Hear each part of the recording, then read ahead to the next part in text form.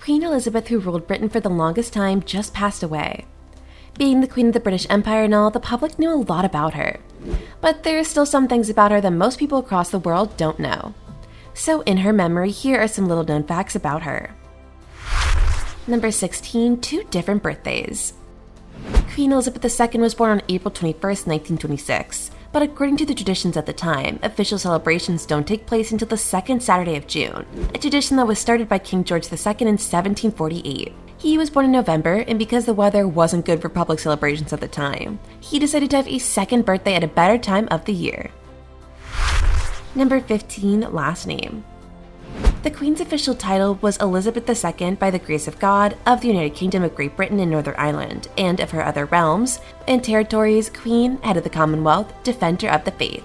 No last name was needed by her for her identification. The other members of the royal family were allowed to choose from a buffet of acceptable last names, though, and can change them legally as well.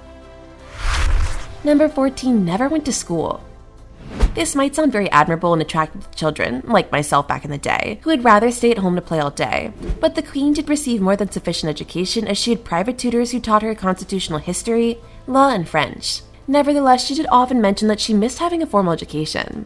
Well, who wouldn't want to go to school and hang out with their friends all day? Number 13, relative husband. Don't worry, it's not as creepy as it sounds. The late Prince Philip, Duke of Edinburgh, was a third cousin of Queen Elizabeth II, as both of them were the great-great-grandchildren of Queen Victoria. Queen Elizabeth was said to have fallen for the prince when she was just 13 years old, and the two eventually married in November 1947. The Queen famously used ration coupons she had saved up after the Second World War to buy the material for her wedding dress. Talk about self-dependency. Number 12, personal fashion designer. With great power comes great perks. Norman Hartnell, who lived in 1901 to 1979, became the royal family's assigned designer after a series of impressive commissions for the royal family. He famously crafted Prince Elizabeth's wedding gown and her outfit for the coronation.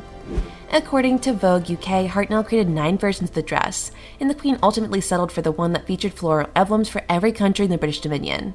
Very patriotic of her. Number 11, diamond from India.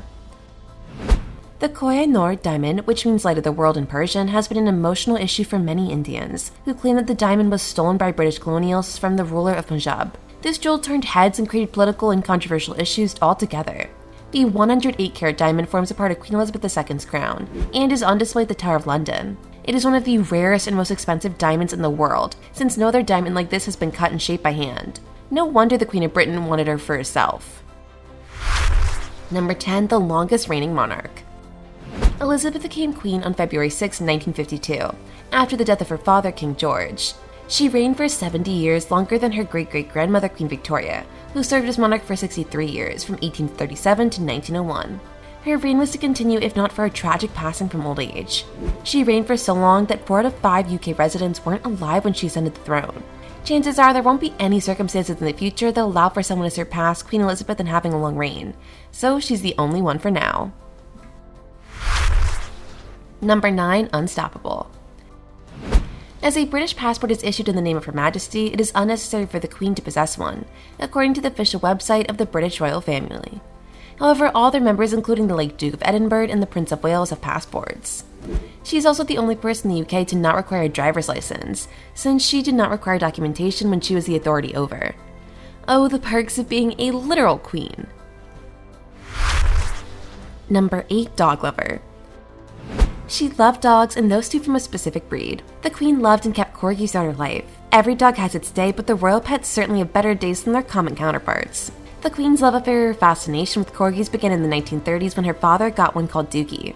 But Elizabeth's favorite was Susan, who she could hardly bear to part with and whose offspring were responsible for the royal household's 8 decades of happy corgi ownership. From that time onwards, there's only been one mixed breed corgi that was too cute to let go. She owned more than 30 corgis throughout her lifetime. Number 7, acting. The Queen has been portrayed in more than 200 films and TV series. According to the movie ranking website IMDb, Queen Elizabeth II has been a protagonist, the good lead in more than 225 documentary and fictional films and television series. She also won a BAFTA award in 2013 in recognition for outstanding performance and patronage of the film and television industries. The currently trending TV series is a Netflix show called The Crown, which features British actress Claire Foy as the monarch. What an honorable role for her. Number 6, not the richest person. Contrary to popular belief, the Queen did not hold the most wealth in all of Britain. The Queen's net worth, estimated by the Sunday Times at £370 million, €426 million, $430 million, used to come from her investments, jewels, and the 2 castles she owned. But as far as royals go, the monarch's fortune seems slightly modest in comparison to many others in the UK, including the Duke of Westminster, whose net worth is around £10 billion, €11.5 billion, and $11.6 billion. She was still the Queen, so she won, I guess. Number 5. Alcohol on time.